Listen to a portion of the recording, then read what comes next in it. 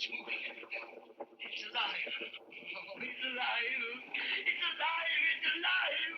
It's alive. Oh, in the name of God. Now I know what it feels like to be God.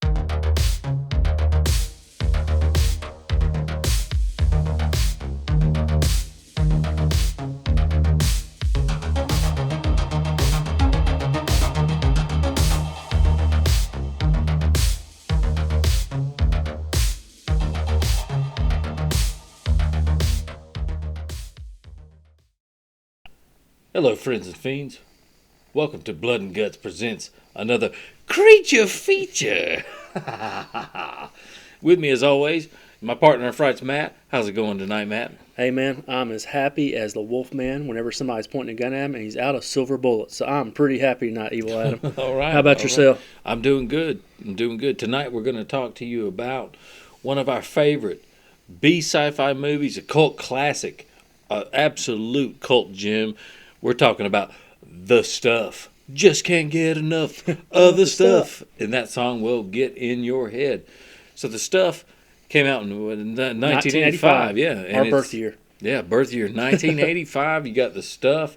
You got a film about consumerism. You got a film about, just evil corporations. One of our favorite films. So the kind of general gist, if you haven't seen it already, we hope that you have. The plot line is kind of like they discover a new ingredient, they discover a new food item. It's essentially just a substance itself. They don't even add nothing to it. It's a substance itself. It's a parasitic substance. It kind of gets inside your body once consumed and takes over your mind and your soul and turns you into not so much the undead, but it turns you into a denizen of its own doing. So it's a very good film. If you haven't seen it, we definitely recommend checking out The Stuff. Let's go ahead and just do a little quick. We're going to do just a deep dive on the film itself and why it means so much to us.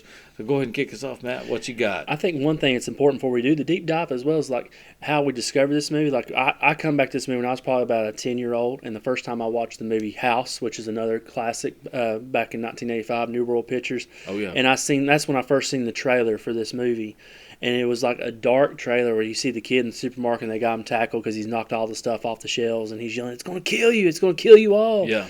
And then it just give you like a good taste of the special effects that are in there, like the overall plot of it as well. But when I seen that, when I seen Garrett Morris's face when his mouth was just stretching up, I was like, I've got to get to my video store back when video stores were still a thing, rent this movie. But like I said, there's just a lot. Like I said, it's just a fun B movie. It doesn't even though it's got some serious themes in it, still doesn't take itself overall too serious. Yeah. Enough to where it lets you in on the joke and how this is a little bit ridiculous, but it's just an overall fun movie. Yeah. So, how about you, Adam? How did you discover this movie? I can't quite exactly pinpoint the time I discovered it, but I remember once I did and I tuned into it, and you have a great dynamic cast. You have Michael Moriarty. You have Call Me Mo. Call Me Mo as Mo Rutherford, as Dave Mo Rutherford. And, he says, his famous tagline is, "My friends call me Mo because every time I make some money, I always want some Mo." So, you got Danny Aiello in this one. Yep. Paul Sorvino. Paul Sorvino is in this. Garrett Morris. Garrett Morris from Saturday Night Live alum is in this one. And it's such a classic, yes. And I don't remember exactly when I discovered it, but I know that I've watched it, then and ever since then it's been a staple as one of my favorite classics for Halloween, for comedy, for horror, for all those. So it's a must on my list. Absolutely. Yeah. Like I said, going with the deep dive, you already touched on the fact that the cast itself, Michael Moriarty, he's worked with Larry Cohen, the director, many movies. They frequently collaborate with each other, and it shows they can trust him to choose things that he wanted to do with that character. I know he said he wanted to do it with a Southern accent. Yeah, he wanted to be. From what I was reading, he wanted to be a Southern kind of. It seemed like almost like an idiot. Yeah. Like a James. So he almost comes off as a James Bond character, but he's a Southern idiot. Now what he is he's an industrial saboteur, but he wanted to play this Southern man idiot role so much that everybody else around him wouldn't realize that he was smarter than they were. Right. So that was great. That was great, and he nails this role. Absolutely, he makes it his own. And so they bought him like the worst hairpiece in the world to wear. He's got the cowboy boots, and he's kind of, everybody around him is kind of like, hey, this guy's an idiot until he reveals, right. Hey, I know way more than you do, So that was a great choice. And Cohen had worked with Moriarty before on Q, right. and a couple of other, Hell Up in Harlem. Yeah, It's Alive. It Lives Again. All those movies as well.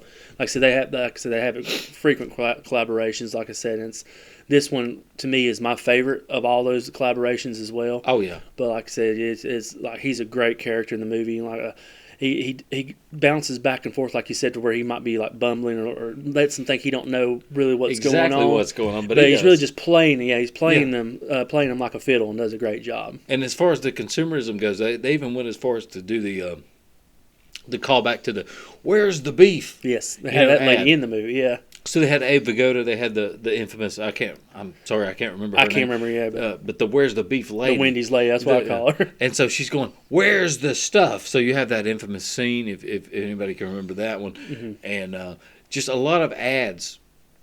That kind of almost like a Paul Verhoeven film with the fake ads. Good satire littered throughout. The satire littered throughout, and then the studio didn't want them to do the ads. So, Cohen was like, well, why don't we air the ads before we drop the trailer?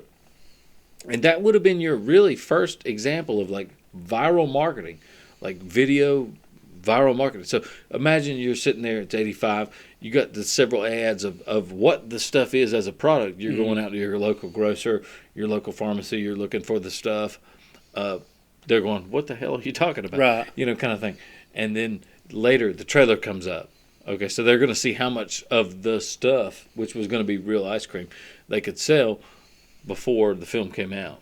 I'm glad that would have been amazing. Like at the time, like you said, because you didn't have the internet to where you could actually do that research. So if you really wanted to know something, you have to go out and just go to your local store and ask questions. Yeah. Of course, they would have looked at you like you said, like, what are you talking about? There's no such thing. But that would have been a great way to get it in your head, like this movie coming out.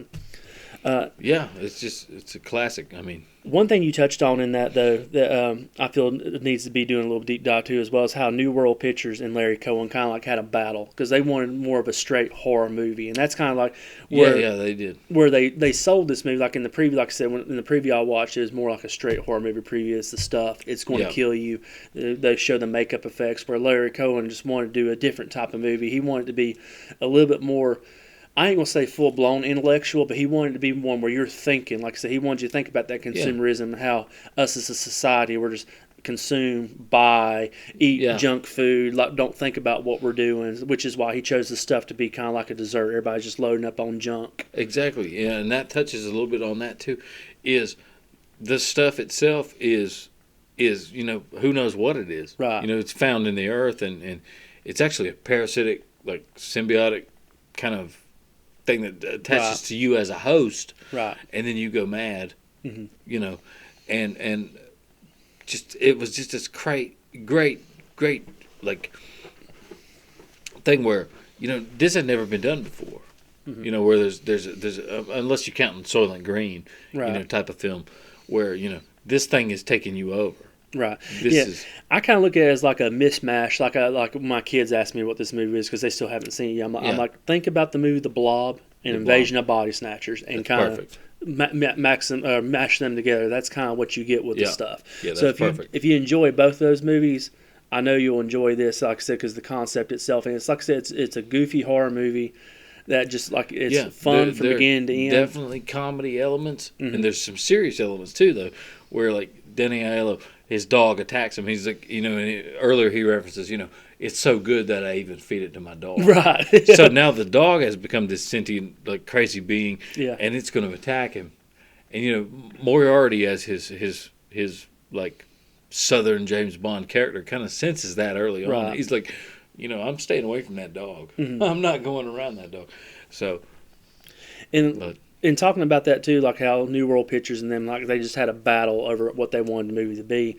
We've seen, like in doing the research, that there is a longer cut, and a few years ago they said that cut has been found. Cut, yeah. And I know, like Larry Cohen has spoken in the past how they've trimmed the movie like 30 minutes. Like there's more romantic elements that were in between him, Moriarty, and the female character. I can't think of her name in it right now, but to at least to Cohen's to his like a credit. Yeah, he's talking about he's glad that they cut at least the romantic elements out because he thought it takes away from everything else in the movie. But he said there's still other stuff in there. Yeah, we lost those ads. Right, we lost those fake ads. So imagine, if in the film, there's a fake ad for Nike or there's a fake ad for. Obviously, it's going to be like some kind of similar fake product that was a big name at the time, and it's kind of promoting the stuff. So imagine going to your local grocer and getting like a Go Play yogurt, or something of that, that kind of style, and you got that there.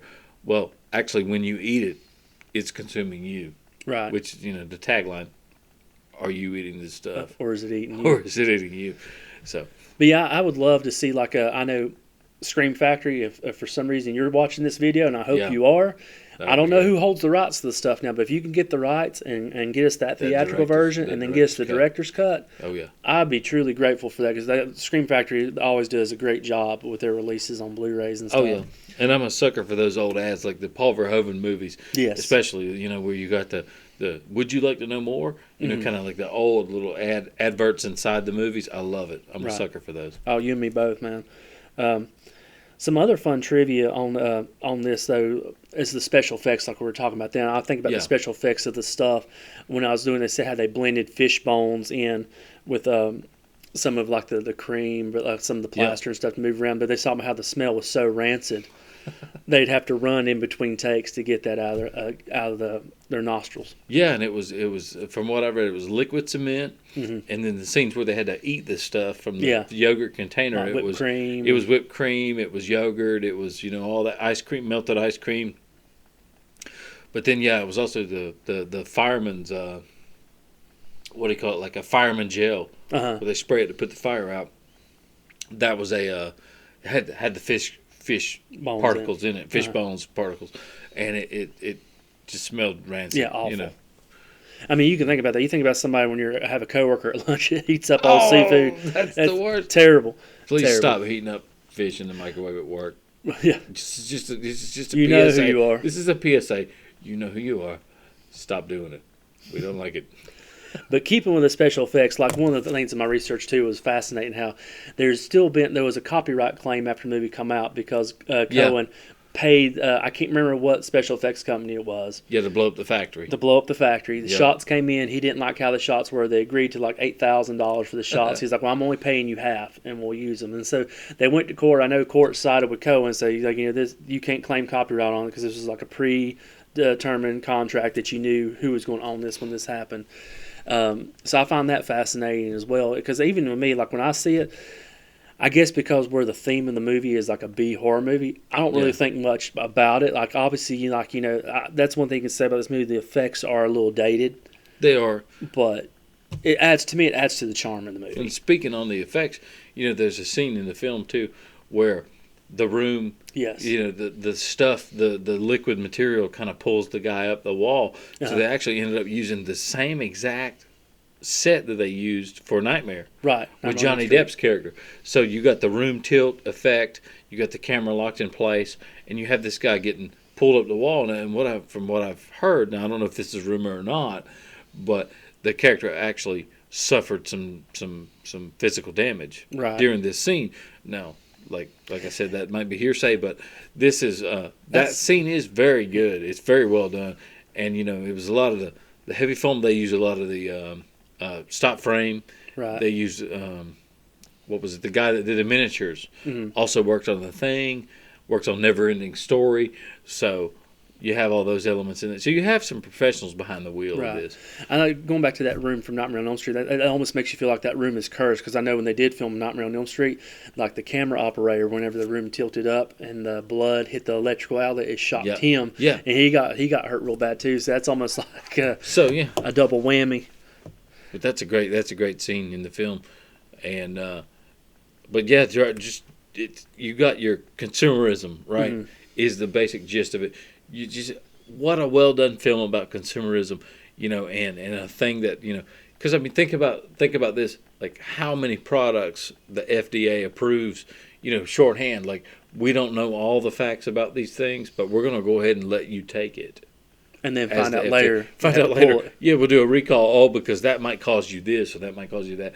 So it's that great like 1980s consumerism, capitalism, all that kind of stuff in there.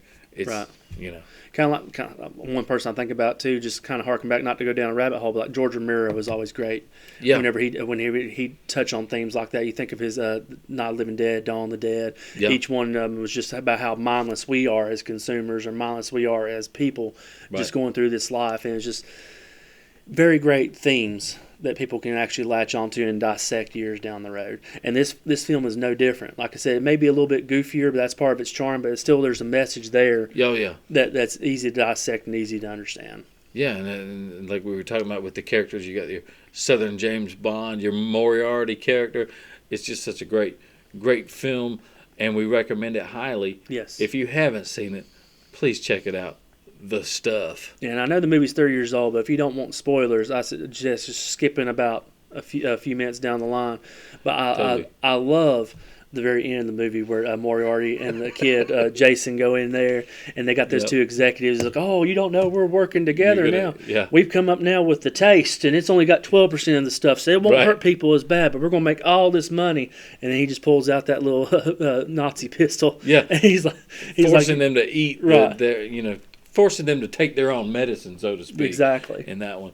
So, yeah, as far as the deep dive goes, the Stuff, I'm giving it 5 bones. Out of 5 bones, what are you giving it there? I'll give it a 4 out of 5. Like I said, it's one I highly recommend. It's something I think everybody should at least watch one time. I think if you go in with an open mind and know this is just a great B sci-fi horror movie, it's got some satirical elements, you're going to have a great time. But now if you go in and you're looking for the Citizen Kane of horror with the greatest special effects, then you might be a little bit let down. But like I said, this is a movie I've always loved as a kid. I hold it in high regard. I think it's a fantastic film. Yep, I agree with that 100%. It's a staple for me for not just Halloween, but if you're looking for good comedy, if you're looking for good horror, if you're looking for good satire, it's all that. So that's our deep dive on The Stuff. Just can't get enough of the stuff. And that song will get stuck in your head. Watch this film and tell me that this song doesn't get stuck in your head. Yeah, absolutely. So let us know. If you've seen the movie, let us know in the comments how you feel about that movie. Would you like to see, I know this is something I typically don't like, would you like to see a remake of today with today's technology? Because, I mean, it could be a lot done. I normally like to stay away from remakes, but let me know what you think in the comments. Also, don't forget to like, subscribe, and share it with your friends. Yep, and check out our socials. We're just now kind of getting rolling into the socials, so we're kind of picking up steam on that, so please bear with us, show some patience on that. And as always, thank you for tuning in, and we're going to bring you some more Creature Features. We're also going to bring you some more HHN news, HHN content as it comes along. And as always, remember, blood and guts. HHN and Creature Features.